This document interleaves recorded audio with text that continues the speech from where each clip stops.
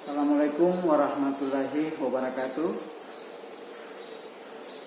Apa kabar semua yang ada di rumah? Semoga sehat selalu bareng keluarga. Baik, mungkin belum ada yang tahu atau yang kenal sama saya untuk siswa kelas 10 ATPH. Nama saya Ishak Untulanga, guru produktif. Oke, kali ini kita akan mempelajari mata pelajaran alat mesin pertanian dan identifikasi alat dan mesin produksi pertanian. Jadi mata pelajaran produktif ya, alat mesin pertanian atau yang biasa disingkat AMP. Oke, next. Jadi pertama kali saya akan memperkenalkan alat-alat pertaniannya itu cangkul. Mungkin cangkul ini kalian semua sudah tahu ya. Cangkul ini yang sudah dipergunakan dari zaman dahulu, dari nenek moyang kita. Nah, di sini cangkul ada bagian-bagian cangkul. Yang pertama itu ada bagian tangkai. Kemudian ada juga bagian mata cangkul. Jadi cangkul itu tangkainya terbuat dari kayu. Dan bentuk tangkai ada yang lurus dan ada yang bengkok. Yang lurus itu biasanya kita gunakan di dataran rendah dan sebaliknya yang bengkok itu di dataran tinggi. Ya. Jadi fungsi tangkai cangkul itu untuk memegang dan mengayunkan mata cangkul sewaktu digunakan dalam bekerja. Mata cangkul terbuat dari bahan besi dan fungsinya mata cangkul itu membalikan tanah. Gimana membalikan tanah dengan cangkul? Itu dengan secara sederhana karena kita memakai di sini alat-alat yang sederhana. Oke, next. Di cangkul tersebut itu tadi menghaluskan tanah, kemudian menghaluskan pupuk. Dan bentuk cangkul itu ada ukuran dan bentuk mata cangkul yang bervariasi tergantung pada kondisi dan jenis tanah setempat. Jadi di mana jenis tanah yang kita olah itu cangkul yang kita gunakan yang bagaimana. Nah, di sini mungkin kalian bisa lihat, di sini ada yang bengkok, ya, ada yang lurus. Jadi itu yang seperti saya katakan tadi di awal, cangkul yang lurus itu biasanya digunakan di dataran yang rendah, kemudian yang bengkok itu di dataran tinggi. Oke, next. Kemudian kita masuk di alat gembor. Di gembor ini mungkin adik-adik semua sudah kenal ya. Jadi gembor merupakan alat penyiraman yang digunakan untuk menyiram baik di persemaian maupun di lahan. Ya. Di situ jadi pertanyaan, kenapa kita tidak menggunakan selang atau pipa? Gembor dengan alat sederhana. Kenapa digunakan gembor? Karena selain itu dia murah dan bisa kita gunakan bawa-bawa kemana saja. Itu seperti ke lahan kecil, lahan besar. Jadi gembor terbuat dari bahan plastik atau plat seng. Ya. Kemudian ada bagian-bagian gembor.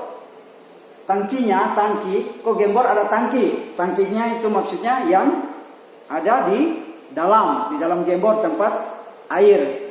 Kemudian ada pegangan kita tahu ya, pegangan. Kemudian yang ketiga ada lubang penyiraman. Lubang penyiraman itu di samping pegangan ya, atau di depan pegangan.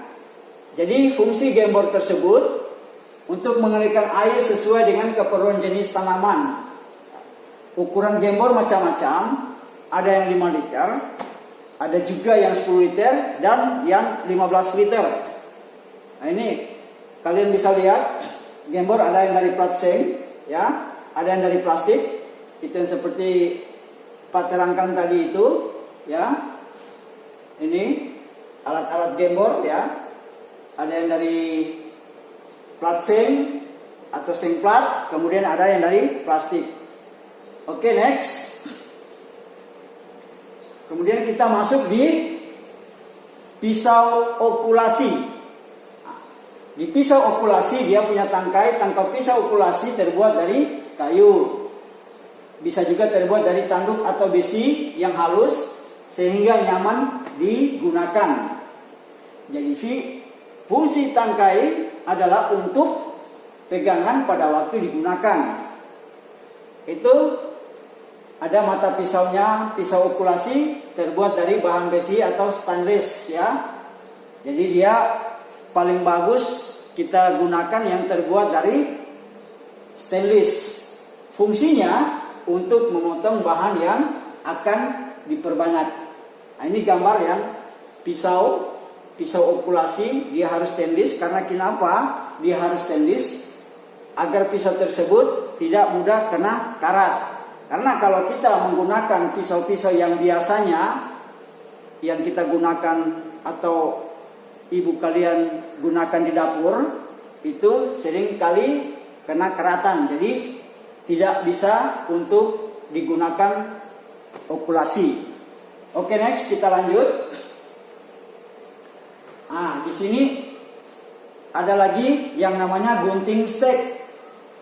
Jadi tangkai gunting stek terbuat dari plastik, ya, yang kuat dengan spesifikasi keras, tahan benturan dan halus sehingga nyaman untuk digunakan. Pisau gunting terbuat dari bahan besi baja atau besi stainless. Jadi sama dengan pisau okulasi tadi. Jadi fungsi gunting stek untuk memotong dahan atau batang yang akan diperbanyak secara vegetatif. Ya, ini gambar-gambar gunting. Dia ada berapa macam, ya. Cuman ini mungkin tidak jelas di sini digambar. Tapi kalian bisa mempelajari nanti, ya. Gunting-gunting berapa macam untuk gunting stek. Oke, kita lanjut. Kita masuk di identifikasi macam-macam penyemprotan. Kita masuk di hand sprayer penyemprotan. Itu namanya hand sprayer.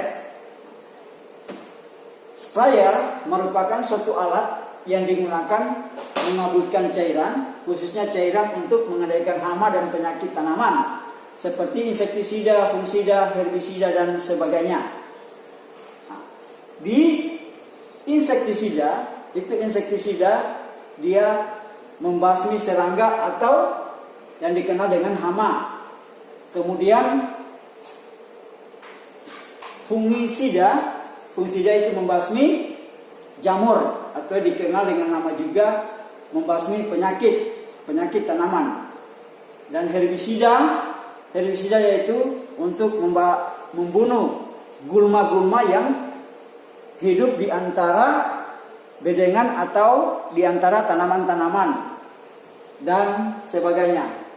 Oke, kita lanjut lagi.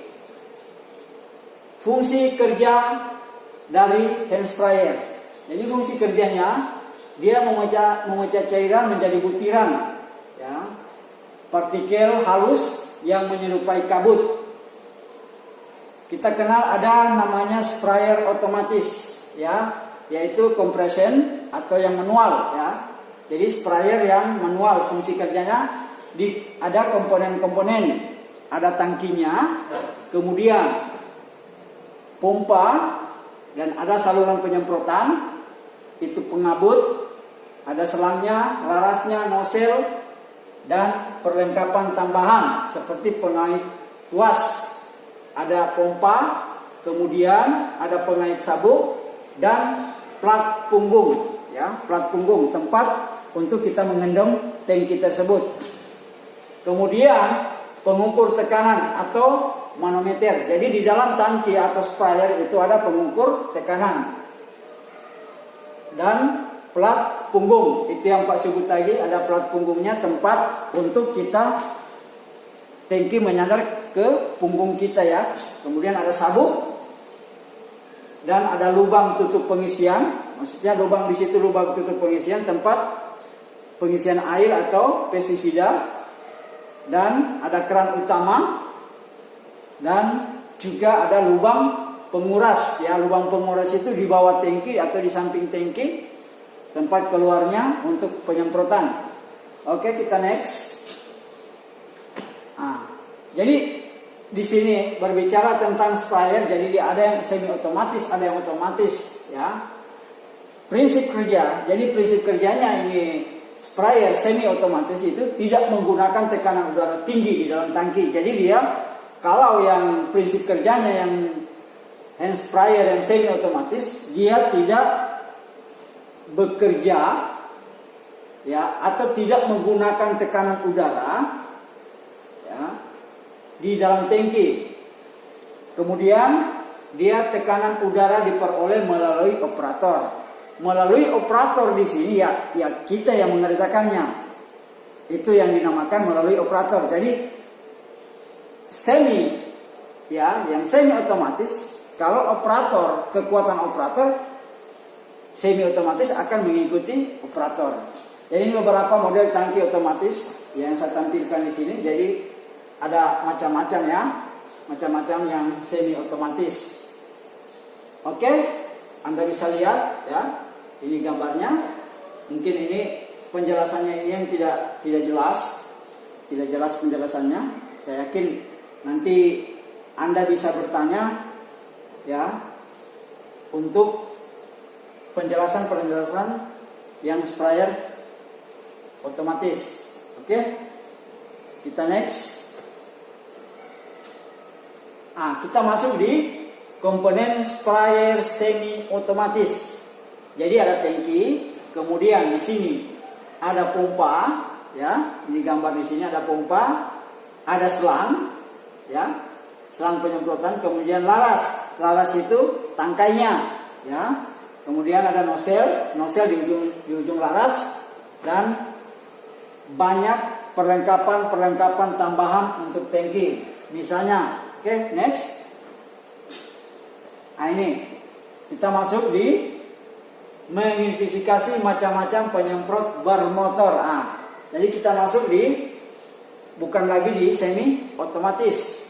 Jadi di sini mengidentifikasi macam-macam penyemprotan bermotor.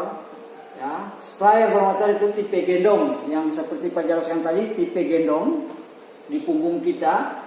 Sprayer ULV, ya, atau biasa kita sebut ultra low volume.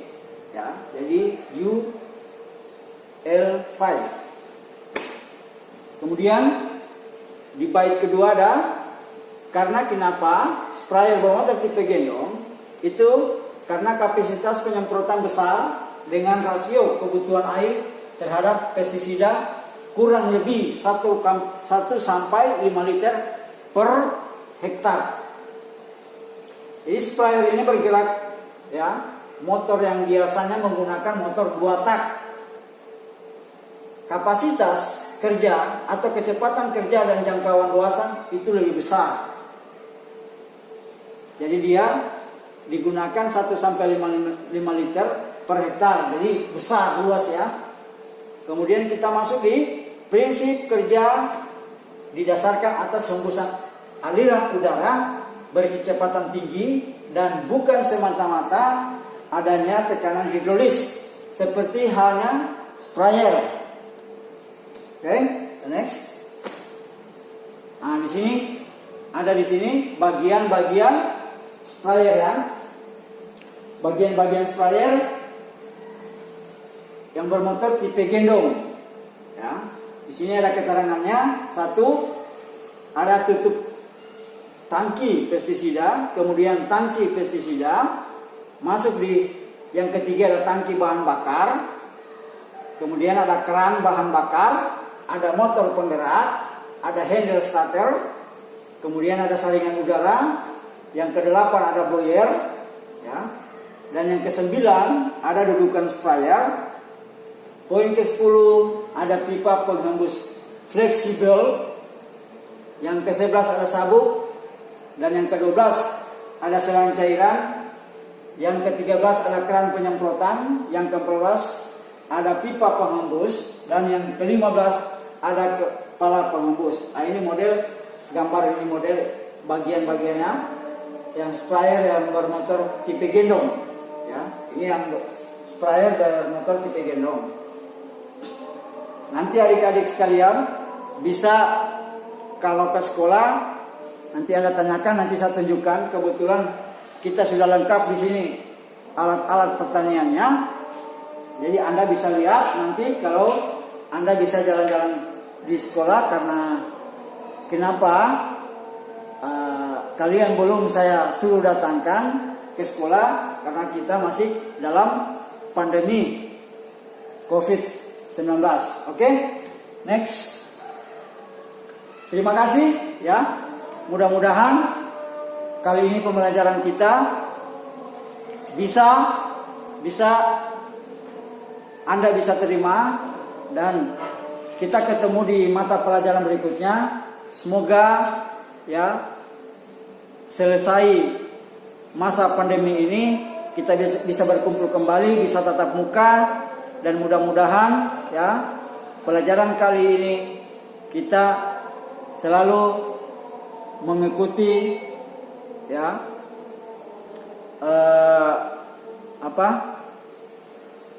untuk selalu menggunakan masker. Terima kasih. Wabillahi taufiq wal hidayah. Assalamualaikum warahmatullahi wabarakatuh.